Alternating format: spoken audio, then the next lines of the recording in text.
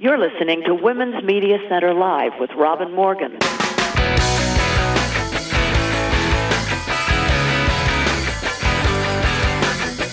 Welcome to Women's Media Center Live. I'm Robin Morgan. Today we're going to look at vaccinations, their history, their scientific background, the individuals who have forwarded their research and efficacy, many of them women, their use, their opposition, and perhaps some of the millions of lives they've saved. Now, some of this is funny. The way stupidity embraced with passion is always funny, when it's not deadly. Anyway, by the end of this episode, you just might have become a civilian expert on vaccinations and vaccines, thus able to lord it over your friends when they say they're just not absolutely sure about whatever. Indeed, finding certainty in today's muddled assembly of non-facts and false facts is like looking for the proverbial needle in the haystack. Forgive the pun. So let's get started by going inside the headlines.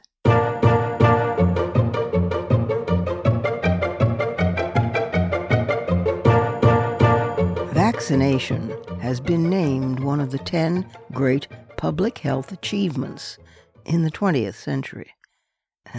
That's a good place to start. Enterprising people, probably women, and I say women since women are the caregivers around the world, and also since women seem to have been in the forefront of vaccine development over the last centuries. Anyway, enterprising people in 15th century China recognized that those who survived smallpox did not get the disease again. So they took smallpox scabs from people with mild cases, dried and ground them to a powder, and blew the powder up the nostrils of healthy people. Many years later, Voltaire would observe that the Chinese had administered this practice, called variolation, for hundreds of years. In 1717, a 28-year-old English poet, writer, and feminist living in Constantinople wrote to her friend Sarah Chiswell about a thing that will make you wish you were here. The writer was Lady Mary Wortley Montagu, and the thing was how Turkish women immunized their communities against smallpox. Smallpox was the scourge of the world.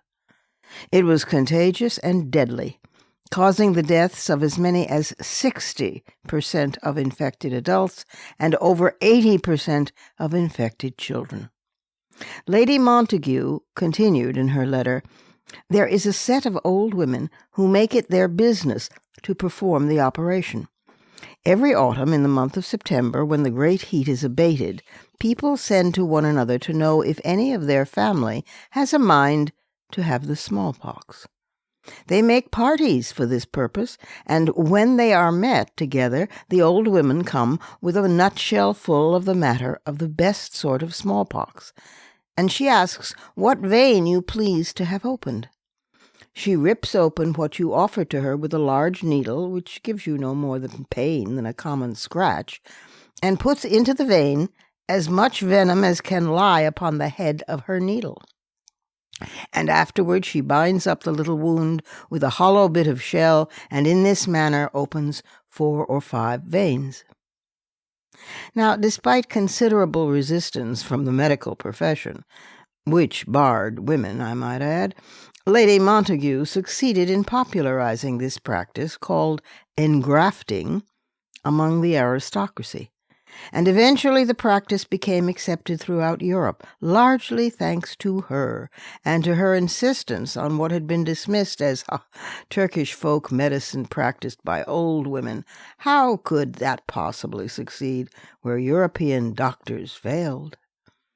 Usually, the vaccination timeline over the past centuries skips completely over Lady Montagu and the Turkish grandmothers, and goes directly from China to 1796 and Dr. Edward Jenner of Gloucestershire, England, who collected bits of cowpox from the arm of Sarah Nelmes and scratched it into the arm of an 8-year-old boy.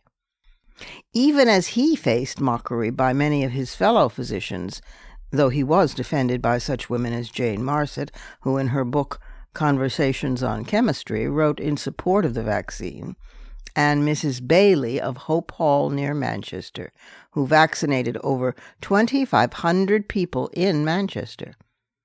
It was observed at the time that, quote, ladies of rank have alone vaccinated 30,000 children, close quote.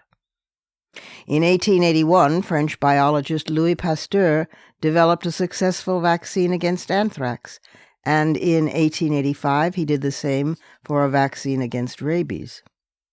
Dr. Pearl Kendrick and Dr. Grace Eldering, both former school teachers and both white women, developed a vaccine for pertussis, or whooping cough, which had killed thousands of children each year. They relied heavily on the work of Loney Clinton Gordon, an African-American chemist and researcher. Her expertise developed the final vaccine in 1914 and is barely mentioned. In 1926, the diphtheria vaccine came into being after Dr. Anna Wessels Williams began work and eventually succeeded in isolating a strain of diphtheria, which was then used to create that vaccine. Bacteriologist Margaret Pittman's work led to the development of the first vaccine against the influenza that causes meningitis. She was also the first woman to head up a National Institutes of Health laboratory in America.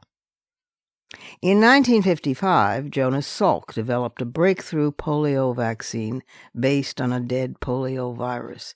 This work was aided by Dr. Isabel Morgan, who enormously advanced medical understanding of polio. I remember well the polio terrors in my childhood. In 1963, measles vaccine was successfully developed. But thanks to anti-vaxxers, measles has now lost its elimination status in the United States as cases continue to rise, with 17 outbreaks in 2018 and as much as 465 outbreaks by April in 2019. In 1967, the mumps vaccine was developed, and then in 1969, the rubella vaccine. In 1977, the smallpox vaccine was no longer recommended because of the vaccine's success. The disease is considered eradicated. But by the time it was eradicated, it had already killed 300 million to 500 million people in the 20th century alone. In 1981, hepatitis B vaccine was developed, and in 2000, hepatitis A vaccine, and in 2001, pneumococcal vaccine. Vaccination and immunization have a similar meaning in everyday language, distinct from inoculation, which uses unweakened live pathogens, and also distinct from variolation, as it was used in the 15th century. The World Health Organization, WHO, estimates that vaccination averts 2 to 3 million deaths per year in all age groups, and up to 1.5 million children die each year due to diseases that could have been prevented by vaccination. Furthermore, 29% of children's deaths under age 5 in 2013 were vaccine preventable. The WHO is faced with the challenge of a decreased availability of resources and vaccinations. Countries such as those in sub-Saharan Africa simply cannot afford to provide the full range of childhood vaccinations. Indeed, right here at home in the United States, race and ethnicity are strong determinants of vaccination, as well as of other preventative or therapeutic health services and health outcomes. Rates of infant mortality and most of the leading causes of overall mortality are higher in African Americans than in European Americans. Recent analyses of mortality from influenza and pneumonia show that African Americans died of these causes at higher rates than European Americans, and contributing to these racial disparities are lower rates of immunization against influenza and pneumococcal pneumonia. The suspicion about vaccines in communities of color dates way back and is completely understandable. Certainly the most infamous example being the Tuskegee Institute in Alabama, which, under the official name, the Study of Untreated Syphilis in the Negro Male, worked together, hand in fist, with the U.S. Public Health Service to recruit hundreds of rural black men in 1932. The study advertised free meals and checkups, but never explained that participants would be human subjects in a study designed to actually withhold medical attention. With the advent of the coronavirus, women researchers have been leading the field in developing precious vaccines. The mRNA vaccine, which forms the basis of the Moderna and Pfizer-BioNTech vaccines, is due to Hungarian professor Katalin Karikó. The Novavax shot was developed by American Indian Dr. Nita Patel and her all-female team, and Professor Sarah Gilbert heads the team responsible for developing the Oxford and AstraZeneca protocols. It is certainly interesting that down through time, it would appear that female scientists are as or more interested in preventing diseases in the first place than in curing them. Not that there haven't been notable female physicians and clinicians, and also not to ignore the reality that women weren't permitted to practice medicine or to be educated in science for so many centuries. This, after their midwifery and their herbalism had virtually invented it.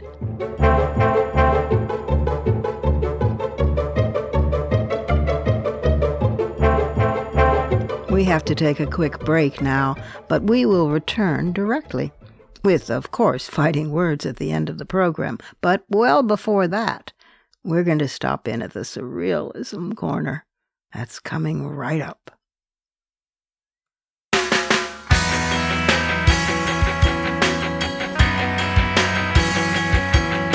Subscribe to this program on your favorite podcast platform and leave us a review. Follow us on Twitter at WMC Live, like our Facebook page at facebook.com/WMC Live, and visit us at WMCLive.com for more information about our show and our guests. You're listening to Women's Media Center Live with Robin Morgan.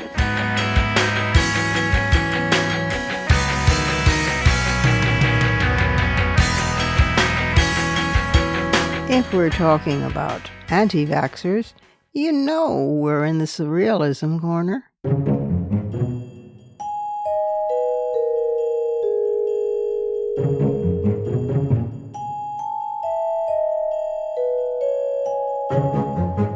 America's vaccination campaign has been making slow, steady progress since the last summer's lull, and it is likely to accelerate the more that new public and private sector mandates take effect.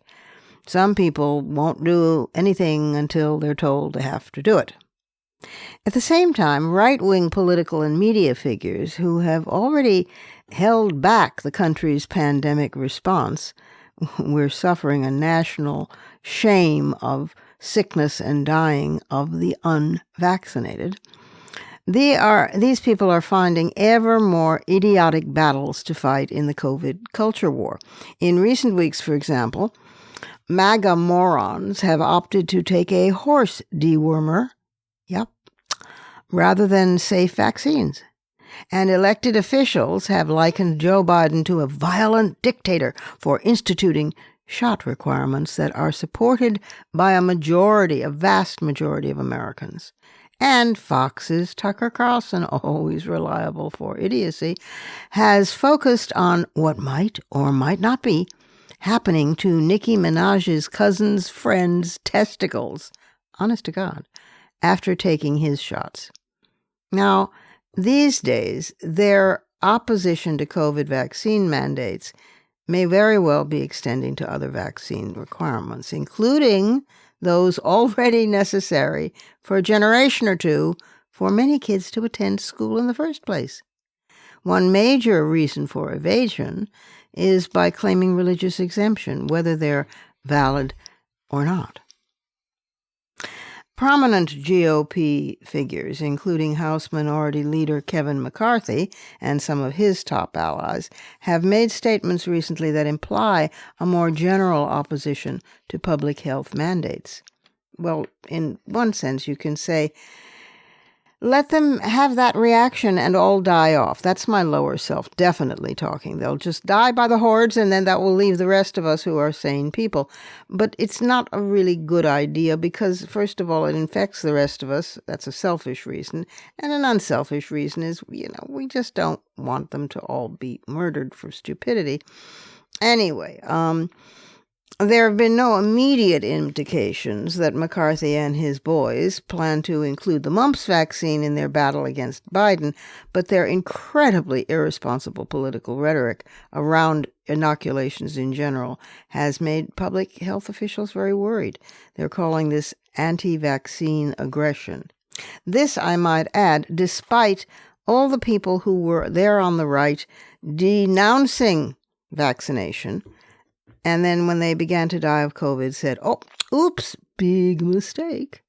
There were 3 clergymen who died in 1 week who had been anti-vaxxers. And then suddenly from the hospital said, wrong, in the hopes that I suppose God would overhear them and relent.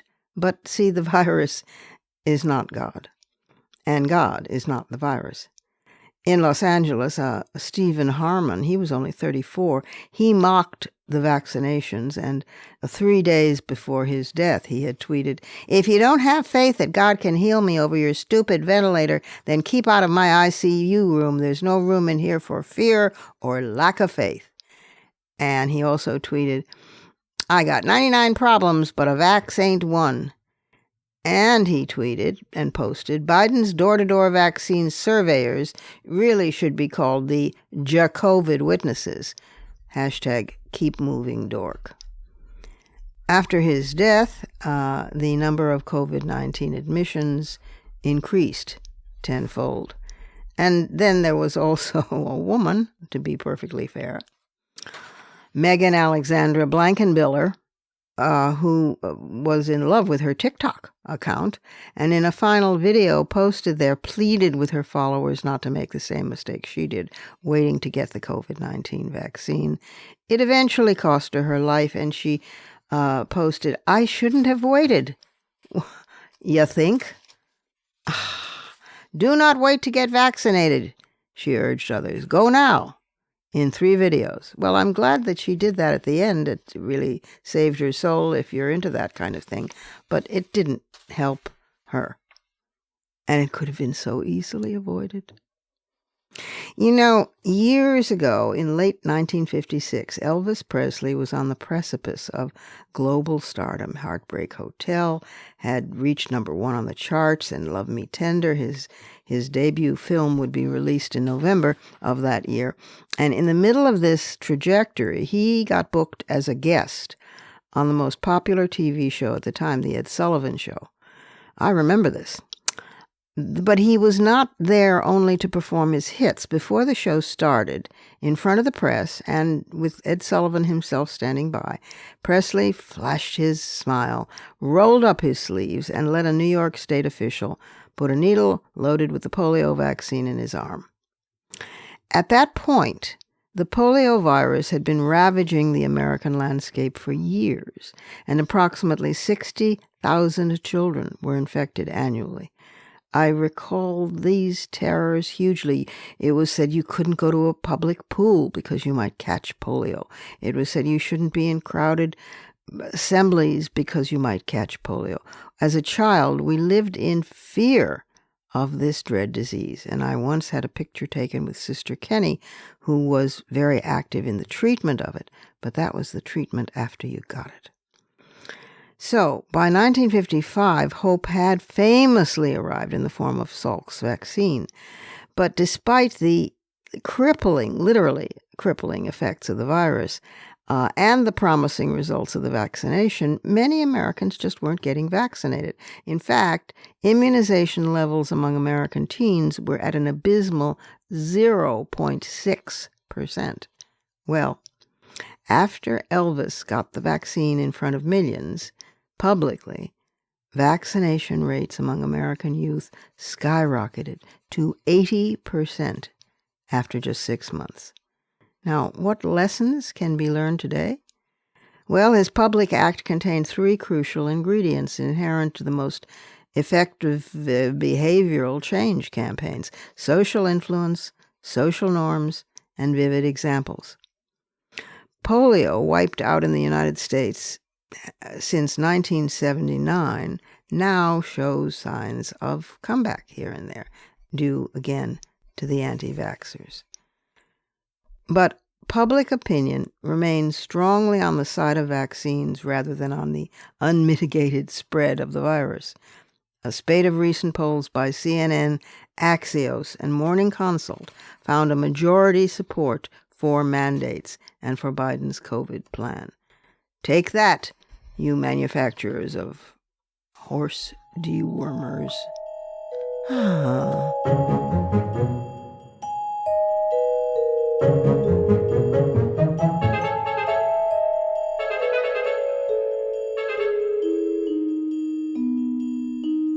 We will be right back after this quick break with some fighting words.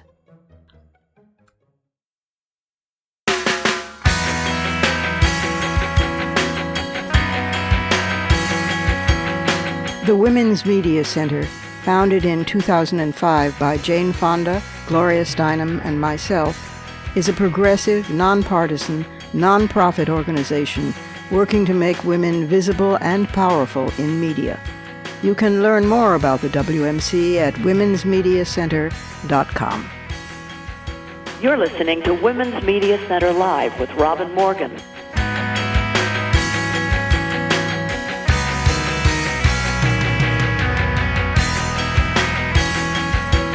Vaccination is a fighting word.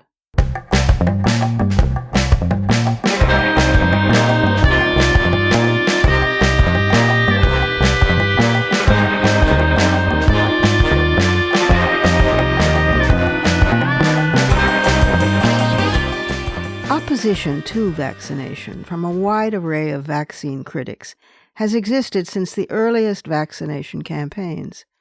It's widely accepted that the benefits of preventing serious illness and death from infectious diseases greatly outweigh the risk of rare, serious adverse effects following immunization. Yet, various disputes have risen again and again over the morality, ethics, effectiveness, and safety of vaccination. Some critics say that vaccines are ineffective against disease, or that vaccine safety studies are inaccurate, or that some ultra-traditional religious groups don't allow vaccination, although most religious groups do. And some political groups oppose mandatory vaccination on the grounds of individual liberty. Some parents believe vaccinations cause autism, although all scientific evidence contests this idea. In 2011, in fact, Andrew Wakefield, a leading proponent of the theory that MMR vaccine causes autism, was found to have been financially motivated to falsify research data deliberately and was subsequently stripped of his medical license. In the United States, people who refuse vaccines for non-medical reasons have made up a large percentage of the rising cases of measles and subsequent cases of permanent hearing loss and death caused by the disease. Many parents don't vaccinate their children because they feel that diseases are no longer present due to vaccination. Well, this is clearly a false assumption, since diseases held in check by immunization programs can and do still return if immunization is dropped. These pathogens could possibly infect vaccinated people due to the pathogen's ability to mutate when it's able to live in unvaccinated hosts. Maybe we should introduce the word hosts, as in, do you want to host a vaccine? Maybe that would have an effect. To eliminate the risks of outbreaks of some diseases, at times, Governments and other institutions have employed policies requiring or mandating vaccination for all people. For example, an 1853 law required universal vaccination against smallpox in England and Wales, with fines levied on people who did not comply. Contemporary U.S. vaccination policies require that children receive recommended vaccinations before entering public school. You'd think that would address the problem and solve it, but no. Let's look at compulsory vaccination. Following a smallpox epidemic in 1816, the little kingdom of Nepal ordered smallpox vaccine and requested the English veterinarian William Moorcroft to help in launching a vaccination campaign. In the United States of America, compulsory vaccination laws were upheld in the 1905 landmark case Jacobson versus Massachusetts by the Supreme Court of the United States. The Supreme Court ruled that laws could require vaccination to protect the public from dangerous communicable diseases. However, in practice, the United States had the lowest rate of vaccination among industrialized countries in the early 20th century. Compulsory vaccination laws began to be enforced in the states after World War II. In 1959, the World Health Organization called for the eradication of smallpox worldwide, since the disease was still endemic in 33 countries. In 1980, the WHO officially declared the world free of smallpox. In 1974, the WHO had adopted the goal of universal vaccination by 1990 to protect children against 6 preventable infectious diseases: measles, poliomyelitis, diphtheria, whooping cough, tetanus, and tuberculosis.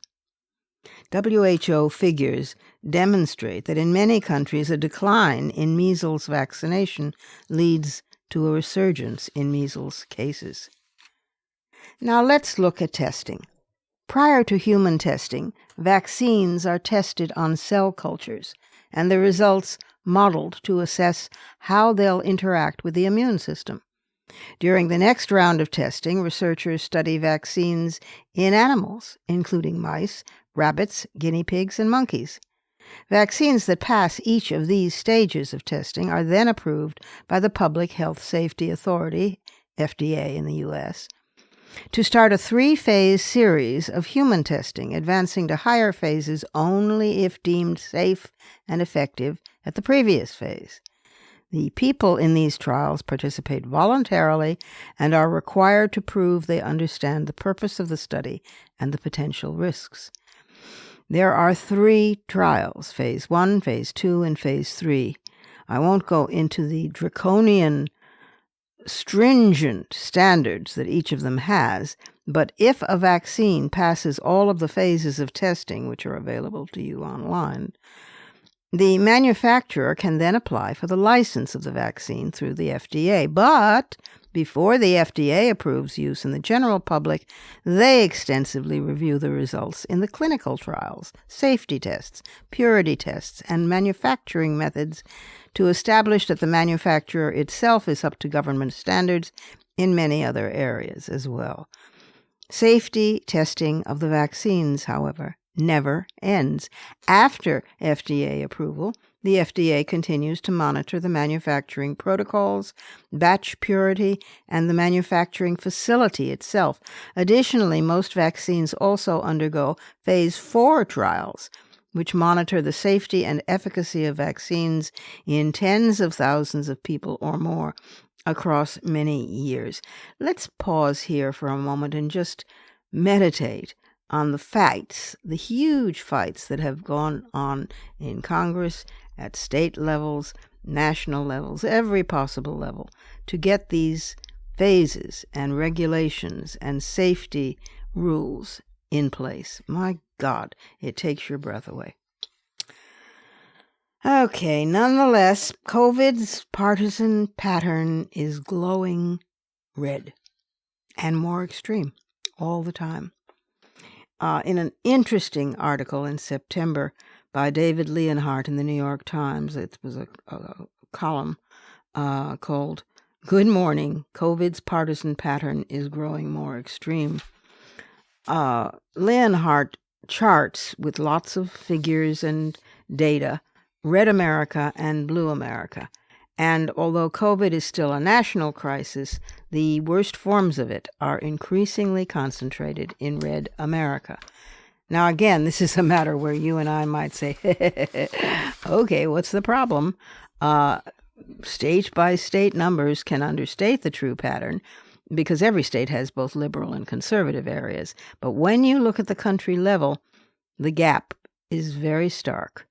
Remember that the Black Plague took 300 years in Europe to go away. Now, we know that that's because, of course, they didn't have vaccines, and they thought it was one plague, not a wave after wave after wave of variants like we're now experiencing with the more infectious and deadlier Delta virus.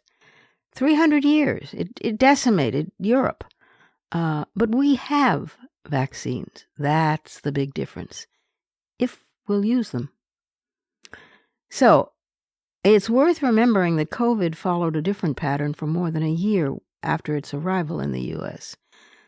The pandemic was, if anything, worse in blue regions.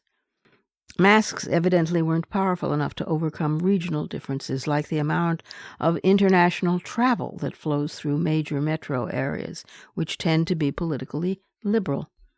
Well, vaccination has changed the situation. The vaccines are powerful enough to overwhelm other differences between red and blue areas. Some left-leaning communities, like many suburbs of New York, San Francisco, and Washington, D.C., as well as much of New England, have such high vaccination rates that even the unvaccinated are partly protected by the low number of cases. Conservative communities, on the other hand, those that went for Trump, have been walloped by the Delta variant. Once Delta began circulating widely in the U.S., it has exacted a horrific death toll on red America specifically. In countries where Trump received at least 70% of the vote, the virus has killed 47 out of every 100,000 people. And since the end of June, in counties where Trump won less than 32% of the vote, the number is about 10 out of 100,000. And the gap is going to continue growing. But political philosophy is only a partial explanation. In much of the rest of the world, vaccine attitudes don't break down along right-left lines, and some conservative leaders have responded effectively to COVID. So have a few Republican governors in the United States. What distinguishes the U.S. is a conservative party, the Republican Party, that has grown intensely hostile to science and empirical evidence in recent decades. A conservative media complex, including Fox News, Sinclair Broadcast Group, and various online outlets, echoes and amplifies this hostility. In an article this month for Breitbart, the right-wing website formerly run by Steve Bannon, John Nolte argued that the partisan gap in vaccination rates was part of a liberal plot. Liberals like Biden, Pelosi, Anthony Fauci, and Howard Stern, how'd he get in there, have tried so hard to persuade people to get vaccinated because they know that Republican voters will do the opposite of whatever they say. That's what he wrote. His argument is really quite bizarre given the Democratic politicians have been imploring all Americans, and many Republican politicians have not. One intriguing anecdote involves the football team at the University of Mississippi, which is entirely vaccinated, even though the state has one of the nation's lowest vaccination rates. Coaches there emphasize the tangible, short-term costs of getting COVID, rather than the more remote chance of death. In other words, if players might have to miss a game, the team might have to forfeit it, if they tested positive. A related message is duty. That's what Timothy Carney wrote in the Washington Examiner. This relates back to citing George Washington for having mandated that all of his troops at Valley Forge get vaccinated against smallpox. If Carney had refused to get vaccinated, he explained in his article, he would have risked loading more work onto his wife, colleagues, and his partner in teaching Sunday school. And Daniel Darling, an evangelical author, has said that one-on-one conversations encouraging conservatives to talk with their doctors will have more success than any top-down campaign. Of course, this necessitates that you have a one-on-one conversation with a conservative, which not all of us are quite ready and willing to have. Then again, Darling's message also shows why the gap exists in the first place. After he wrote an op-ed in USA Today about his decision to get vaccinated, his employer, NRB, an Association of Christian Broadcasters, fired him. While in the United States, more and more parents are refusing to have their kids vaccinated because they believe debunked theories that vaccine causes autism, in Pakistan and Afghanistan, meanwhile, health workers are regularly targeted because these vaccines are thought to be a Western plot to make Muslims infertile. Now, we are not a poverty-racked country the way that Afghanistan is today, or many countries in sub-Saharan Africa are. This is not a situation independent of choice. This is choice, in fact, choice to fall ill, choice to infect others, choice, in effect, to commit suicide. Now, maybe we should try the strategy and tactics of the Mississippi football coach and dangle short-term instant gratification in front of their little noses that are connected to their very small brains because they seem unable to plan ahead. I don't know what the reward might be for them. It's certain, in some cases, states have been offering money. That can't be all, and we should all spend some time thinking of creative prizes of some sort, of esteem in the community. I don't know what that might change the dynamics of this awful situation. But one thing I know for sure, which is that part of the resistance is based on abortion. Yeah, because aborted tissue is been used in some cases for some vaccines experimentation. You know, and I know, that this is actually a wonderful thing. If you are a woman who wants to end an unwanted pregnancy that might take her life or her emotional life or both, that's a great thing that the tissue excreted from her body might be useful to save some life somewhere. But that's not the way, of course, that religionists perceive this. And it does come down to religion. If I follow the threads of all of this back far enough, and it isn't very far, I sooner or later find the institutions of religious power. And that leads us to mandates. I personally don't fear them, and I don't think that they're oppressive. I think that they may be necessary as a secular authority to override, as has been shown in other countries, and in fact was shown in our own Supreme Court ruling, to override religious authority. So if it comes down to mandates, I say, bring 'em on. Those are my fighting words. Add yours on Twitter, and remember to tag us at WMC Live, and use the hashtag Fighting Words.